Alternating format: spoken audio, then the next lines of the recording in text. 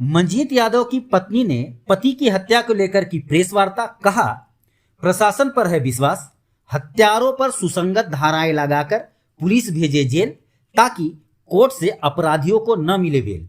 हजारीबाग में मंजीत यादव की हत्या के मामले में उसकी पत्नी वार्ड पार्षद सुनीता देवी ने रविवार को प्रेस वार्ता का आयोजन किया। उन्होंने पुलिस पर विश्वास जताते हुए कहा कि पुलिस की कार्य धीमी जरूर है, पर उनको पूरा विश्वास है कि पुलिस सुसंगत धाराओं को लगाकर अपराधियों को सलाखों के पीछे डालेगी ताकि उनको आसानी से बेल न मिल सके। सुनीता ने कहा कि इस हत्याकांड में विवेक सोनी, रामा सोनी, राजकुमार साव व गंगा साव शामिल हैं। इन्हीं लोगों को मैं जानती हूं और इन लोगों ने ही मेरी पति की हत्या की है।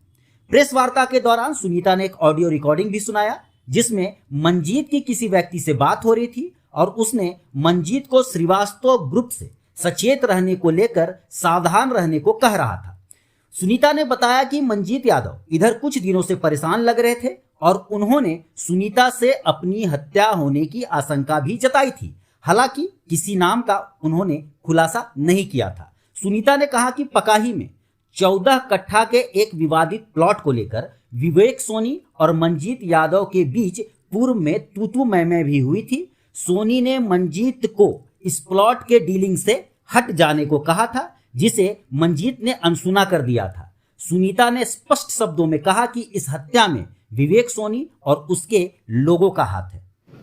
SP sir, DGP sir, DC ma'am, जितने भी जितने भी पदाधिकारी हैं हमारे, उन सभी के पास मेरी बात को पहुंचाएं, क्योंकि मेरे पति की हत्या मेरी आंखों के सामने हुई है। मैं वो अपराधी को अच्छी तरह पहचानती हूँ। मैं आई विटनेस हूँ, क्योंकि लास्ट गोली जो मारा गया वो मेरे आंख के सामने मारा गया और प्रशासन कुछ भी नहीं कर पा रही है। अभी तक अरेस्ट है, जिसका नाम मैंने दिया है, बाजब्ते मैंने सबका नाम दिया है। विवेक सोनी, रामा सोनी, गंगा साव, राजकुमार साव, सबका नाम मैंने दिया है और उनको अरेस्ट करके उनको छोड़ दिया जा रहा है। वो हम लोग को बताएं कि इस तरह का आपके मर्डर का प्लानिंग चल रहा है, ये हमको बाजब्ते नाम के साथ बताएं। विवेक सोनी को हम बाई फेस पहचानते हैं, क्योंकि स्पॉट पे हम गए थे जहाँ 14 कट्ठा ज़मीन का बात था और मेरे हस्बैंड उनको कह रहे थे कि हम थार में बैठे हुए थे। मेरे हस्बैंड कह रहे थे अगर आपका कागज़ सही है तो आप इस ज़मीन को ले लीजिए, मेरा कागज़ सही है तो आप इस ज़मीन से हट जाइए। तो उस टाइम वो धमकी दिए थे। तो उसी टाइम हम विवेक सोनी का चेहरा फर्स्ट टाइम देखे थे और जिस टाइम जो बाइक चला रहा था वो विवेक सोनी था और पीछे 2 आदमी थे जिन दोनों के हाथ में पिस्तौल था और पहला आवाज़ उन्होंने लगाया, सीमा बचाओ, गोली मार दिया।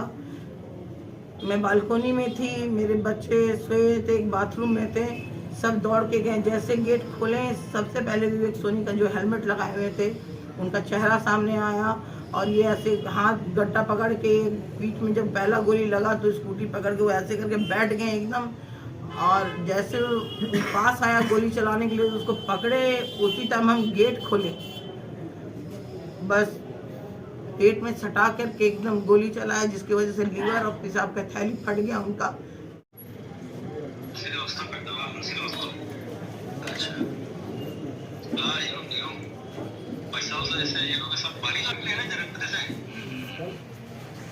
हमका कहा ये है सही, हमको भी समझ में नहीं आ रहा। नहीं कौन है आपके पीछे पड़ा, लेकिन उसी का नाम आपका कहा, उसके साथ हमको डील है, कहा है तो उसका समझ में नहीं आता। आप बोलते हैं हमारा कोई मतलब है नहीं उससे।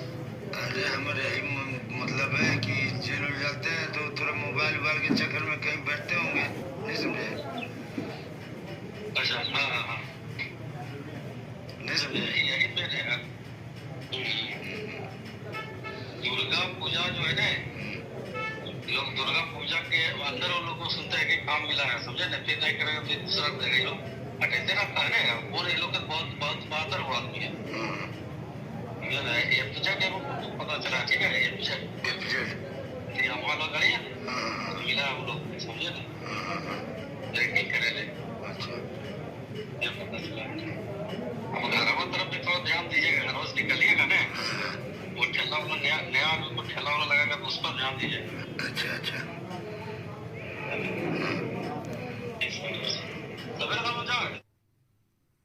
इधर सूत्रों की माने तो मंजीत यादव जमीन के कारोबार के दायरे को धीरे धीरे शहर से बड़का गांव में बढ़ाने का प्रयास कर रहा था। वहां पहले से कार्य कर रहे भूमाफियाओं को यह बात रास नहीं आ रही थी। उसे कई बार हिदायत देके छोड़ दिया गया था। मंजीत इस बात को नजरअंदाज कर रहा था। मामला बिगड़ता चला गया और बात श्रीवास्तव गिरोह तक पहुंच गई, जिसके बाद मंजीत सुलह सफाई में लग गया था। लेकिन तब तक बहुत देर हो चुकी थी। मंजीत को भी यह आभास हो चुका था कि उसकी रेकी की जा रही है। इसी को लेकर उसने सावधानी बरतनी भी शुरू कर दी थी। सुलह के काफी प्रयास किए, लेकिन प्रयास विफल रहे और आखिरकार मंजीत की हत्या हो गई। अब पुलिस की जांच किस दिशा में जाती है और हत्या में किसका हाथ है, किसने सुपारी दी, किसने ली, यह अगले कुछ दिनों में पुलिसिया अनुसंधान में सामने आ जाएगा। तब तक के लिए खबर पर नजर बनाए रखिए। धन्यवाद।